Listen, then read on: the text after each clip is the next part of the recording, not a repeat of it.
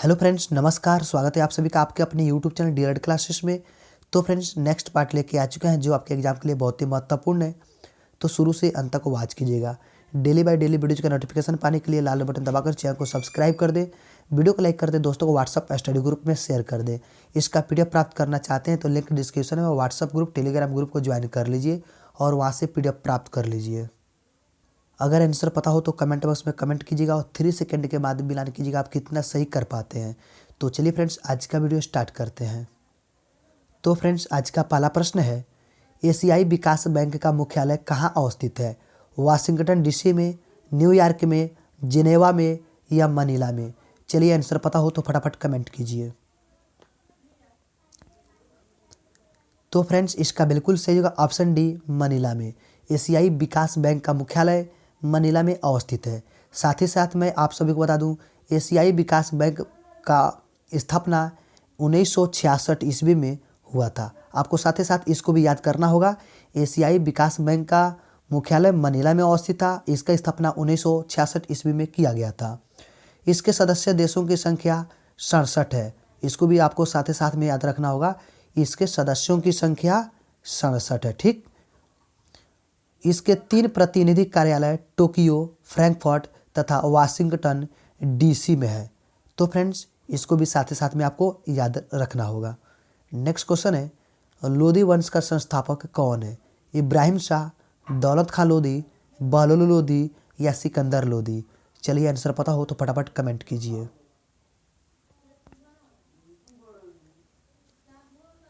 तो फ्रेंड्स, इसका बिल्कुल सही होगा ऑप्शन सी, बहलोल लोदी। लोदी वंश का संस्थापक Bahlol Lodi, right answer option C हो जाएगा। लोदी वंश का संस्थापक बहलोल लोदी था। वह 19 अप्रैल 1451 ईस्वी को बहलोल शाह गाजी की उपाधि से दिल्ली के सिंहासन पर बैठा।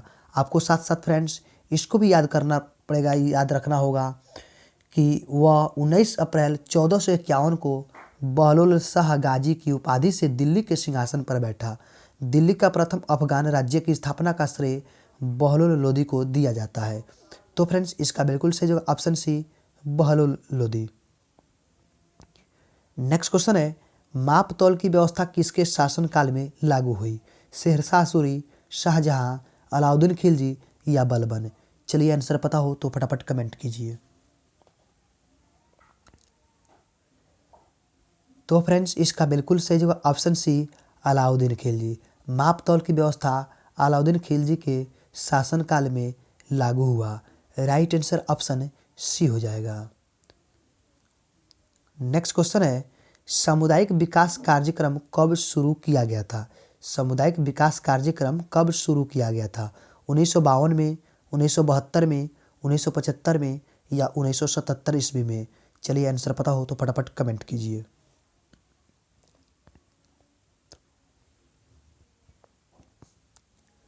तो फ्रेंड्स, इसका बिल्कुल सही जवाब ऑप्शन ए, 1952 ईस्वी में सामुदायिक विकास कार्यक्रम शुरू किया गया था।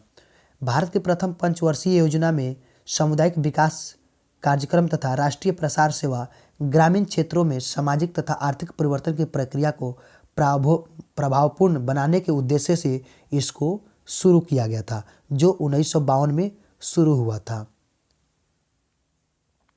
नेक्स्ट क्वेश्चन है, उगते सूर्य का देश किस देश को कहा जाता है? नॉर्वे, फिनलैंड, जापान या जर्मनी? चलिए, आंसर पता हो तो फटाफट कमेंट कीजिए।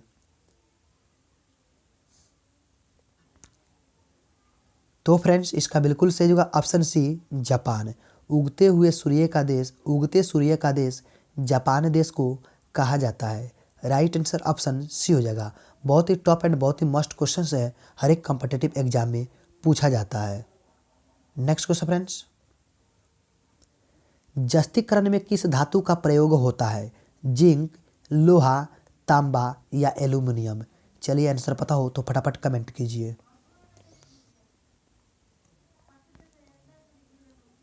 तो फ्रेंड्स, इसका बिल्कुल सही होगा option A, zinc.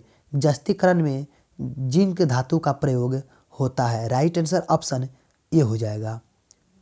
Next question है, हड्डियों तथा दांतों में सबसे अधिक मात्रा में क्या उपस्थित होता है? कैल्शियम तथा जस्ता, कैल्शियम तथा फास्फोरस, पोटेशियम तथा फास्फोरस निकेल तथा कोबाल्ट। चलिए इन चारों में से कौन सा सही जवाब होगा, फटाफट कमेंट कीजिए। तो फ्रेंड्स इसका बिल्कुल सही होगा ऑप्शन बी, कैल्शियम तथा फास्फोरस। हड्डियों तथा दांतों में सबसे अधिक मात्रा में कैल्शियम तथा फास्फोरस पाया जाता है। राइट आंसर ऑप्शन बी हो जाएगा। नेक्स्ट क्वेश्चन है, मनुष्य के शरीर में अधिकांश भोजन कहाँ पचता है? पाचन की क्रिया अधिकांश मनुष्य के शरीर में कहाँ होता है? अमाशय में, छोटी आंत में, बड़ी आंत में या यकृत में? चलिए आंसर पता हो तो फटाफट कमेंट कीजिए। तो फ्रेंड्स इसका बिल्कुल सही होगा ऑप्शन बी, छोटी आंत में। मनुष्य के शरीर में अधिकांश भोजन छोटी आंत में पचता है। राइट आंसर ऑप्शन बी हो जाएगा। नेक्स्ट क्वेश्चन है, निम्नलिखित में से किसमें विटामिन ए बहुत अधिक मात्रा में पाया जाता है? गाजर में, दालों में, चावल में या गेहूं में? चलिए आंसर पता हो तो फटाफट कमेंट कीजिए। तो फ्रेंड्स इसका बिल्कुल सही होगा ऑप्शन ए, गाजर में। इन चारों में से सबसे ज़्यादा विटामिन ए की मात्रा गाजर में पाया जाता है। राइट आंसर ऑप्शन ए हो जाएगा।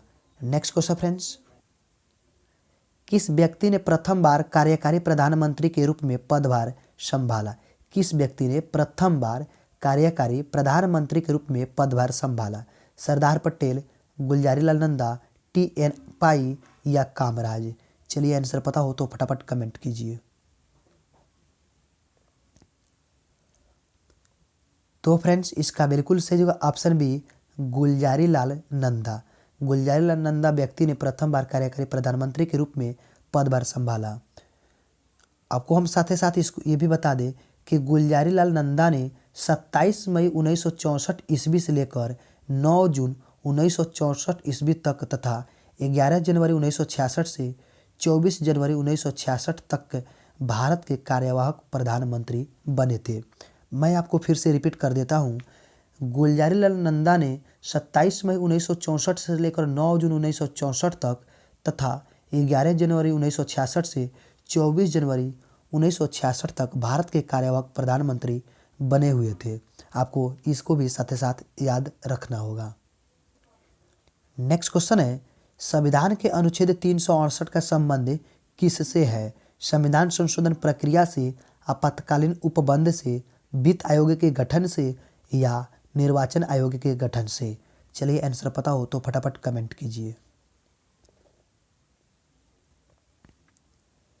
तो फ्रेंड्स इसका बिल्कुल सही जवाब होगा ऑप्शन ए, संविधान संशोधन प्रक्रिया से संविधान के अनुच्छेद 368 का संबंध है।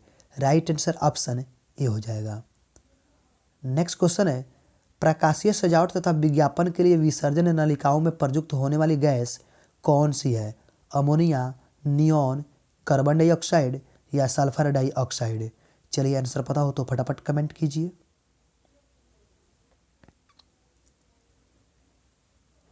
तो फ्रेंड्स इसका बिल्कुल सही होगा ऑप्शन बी, नियॉन। प्रकाशीय सजावट तथा विज्ञापन के लिए विसर्जन नलिकाओं में प्रयुक्त होने वाली गैस नियॉन होती है। राइट आंसर ऑप्शन बी हो जाएगा। मैं आप सभी को बता दूं कि नियॉन एक अक्रिय गैस है। इस गैस में ऑक्सीजन नहीं होता है, इसलिए इसे प्रकाशीय सजावट तथा विज्ञापन के लिए विसर्जन नलिकाओं में प्रयुक्त किया जाता है। राइट आंसर इसका ऑप्शन बी हो जाएगा। नेक्स्ट क्वेश्चन है, राष्ट्रपति तथा उपराष्ट्रपति दोनों पदों की रिक्तता की स्थिति में कौन राष्ट्रपति का पद संभालता है? सर्वोच्च न्यायालय का मुख्य न्यायाधीश, लोकसभा अध्यक्ष, राज्यसभा का अध्यक्ष या भारत का महाधिवक्ता? चलिए आंसर पता हो तो फटाफट कमेंट कीजिए। तो फ्रेंड्स इसका बिल्कुल सही होगा ऑप्शन ए, सर्वोच्च न्यायालय का मुख्य न्यायाधीश। राष्ट्रपति और उपराष्ट्रपति दोनों पदों की रिक्तता की स्थिति में सर्वोच्च न्यायालय का मुख्य न्यायाधीश राष्ट्रपति का पद संभालता है। राइट आंसर ऑप्शन ए हो जाएगा। नेक्स्ट क्वेश्चन फ्रेंड्स, भारत का राष्ट्रध्वज कब स्वीकार किया गया? 26 जनवरी 1947, 22 जुलाई 1947, 27 दिसंबर 1911 को या 24 जनवरी 1980 ईस्वी को? चलिए आंसर पता हो तो फटाफट कमेंट कीजिए। तो फ्रेंड्स इसका बिल्कुल सही जवाब होगा ऑप्शन बी, 22 जुलाई 1947 ईस्वी को भारत का राष्ट्रध्वज स्वीकार किया गया। राइट आंसर ऑप्शन बी हो जाएगा। नेक्स्ट क्वेश्चन है, परिवार कल्याण कार्यक्रम कब से लागू हुआ? 1985 ईस्वी में, 1983 ईस्वी से, 1977 से या 1986 से? चलिए आंसर पता हो तो फटाफट कमेंट कीजिए।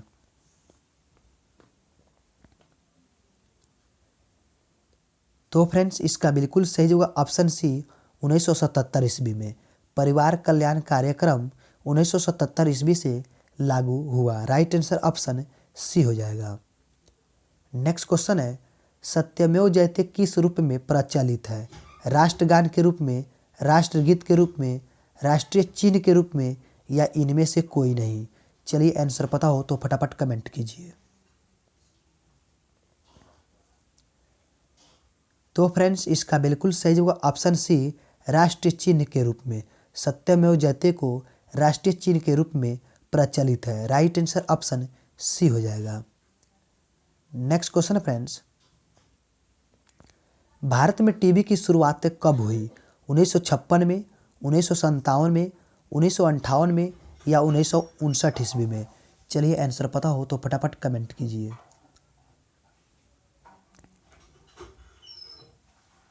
तो फ्रेंड्स इसका बिल्कुल सही जवाब ऑप्शन डी, 1959 ईस्वी में। भारत में टीवी की शुरुआत 1959 ईस्वी में हुआ था। मैं आप सभी को बता दूं साथ ही साथ भारत में टेलीविज़न का पहला प्रसारण 15 सितंबर 1959 को आकाशवाणी भवन नई दिल्ली में स्थित एक कामचलाऊ स्टूडियो से किया गया। 500 वाट शक्ति वाला ट्रांसमीटर दिल्ली के 25 किलोमीटर वृत्ताकार क्षेत्र में कार्यक्रम प्रसारित कर सकता था।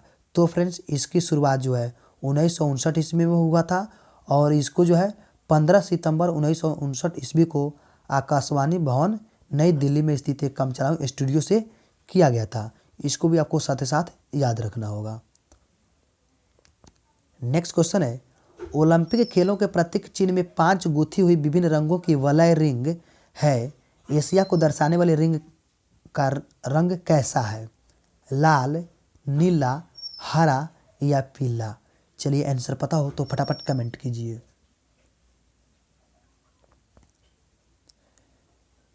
तो फ्रेंड्स इसका बिल्कुल सही होगा ऑप्शन डी, पीला। ओलंपिक खेलों में प्रतीक चिन्ह में 5 गुथी विभिन्न रंगों की वलय जो है उस एशिया को दर्शाने वाली रिंग का रंग पीला यानी येलो है।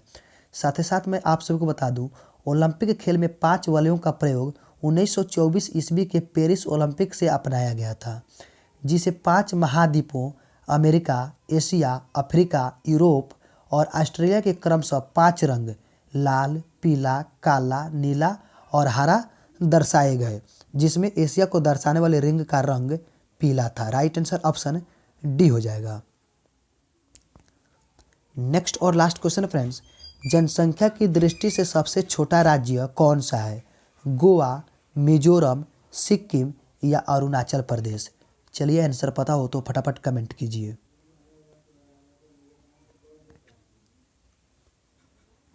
तो फ्रेंड्स इसका बिल्कुल सही होगा ऑप्शन सी, सिक्किम। जनसंख्या की दृष्टि से सबसे छोटा राज्य सिक्किम है। राइट आंसर ऑप्शन सी हो जाएगा। आई होप कि आज का क्लास पसंद आया हो तो लाइक कर दे, दोस्तों को व्हाट्सअप स्टडी ग्रुप पर शेयर कर दे और डेली बाय डेली वीडियोज़ का नोटिफिकेशन पाने के लिए चैनल को सब्सक्राइब करके बेल आइकन घंटे को प्रेस जरूर कर दे। और इसका PDF प्राप्त करना चाहते हैं तो लिंक डिस्क्रिप्शन में है, टेलीग्राम को, व्हाट्सअप ग्रुप को ज्वाइन कर ले। धन्यवाद।